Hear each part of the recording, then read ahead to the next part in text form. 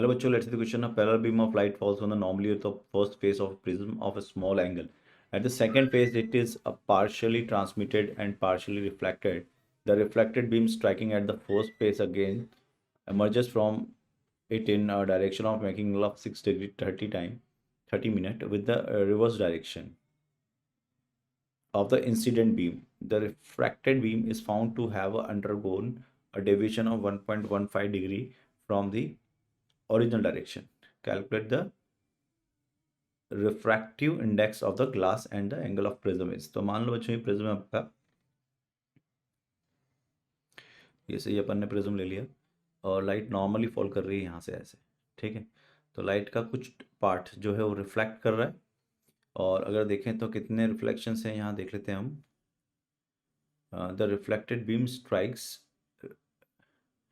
At the first face, अच्छा first face पे strike करेगी वापस ऐसे, strike at the first face, ठीक है। and emerges from it in a direction making an angle of 630 with the reverse direction 630। तो ये कुछ इस तरह से यहाँ से निकल जाएगी, ये एंगल डेविएशन एंगल मान लेंगे हम। और ये डायग्राम को मैं और क्लियर बनाता हूँ।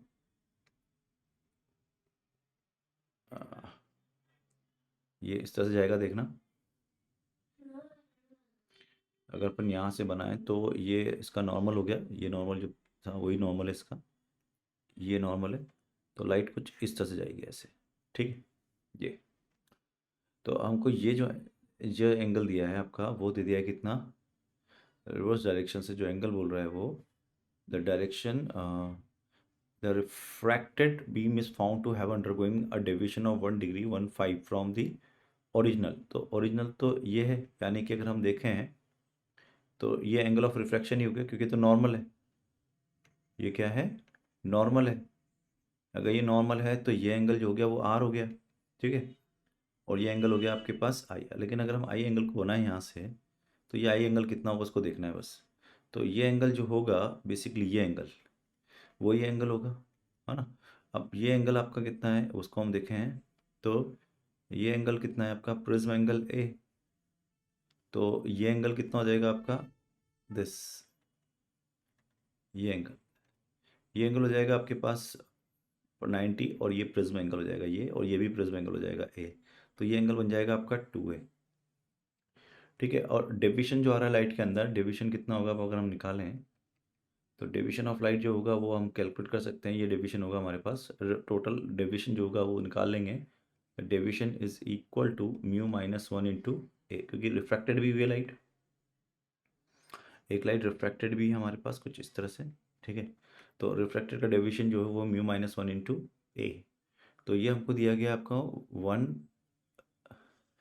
1 डिग्री 15 मिनट। तो ये हो जाएगा 1 डिग्री 15 मिनट को लिखूंगा 1 डिग्री प्लस 15 मिनट को लिख सकता हूँ मैं 15/60 degree into mu is equal to mu minus 1 into A.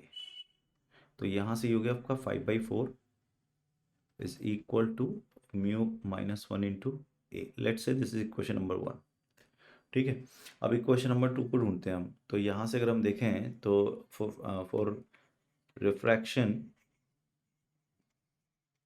At first face पे हम अगर बात करें तो क्या होगा देखना, साइन ऑफ 2A, ये हो गया आपके पास। अगर हम निकालें इसको तो इसका mu sine 2A is equal to sine into r, ये हो गया। लेकिन छोटा एंगल है तो इसको लिख देंगे mu into 2A is equal to the are.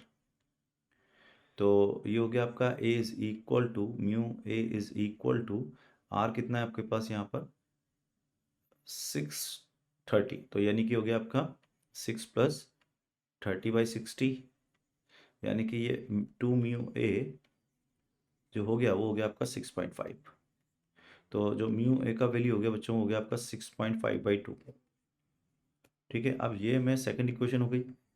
अब अगर इसको मैं म्यू ए, ये देखो अगर 5/4 को देख रहे हो आप तो ये है आपका म्यू ए माइनस ए, और यहाँ से म्यू 6.2 है तो मैं इसको लिख सकता हूँ 5/4 is equal to 6.5/2 minus A. Solve करेंगे तो ए आ जाएगा यहाँ पे 2 डिग्री। क्लियर है। ए 2 डिग्री आगे तो म्यू निकल जाएगा आपका 6.5/4। अगर इसको हम कैलकुलेट करें तो ये आ जाएगा आपका लगभग 1 पॉइंट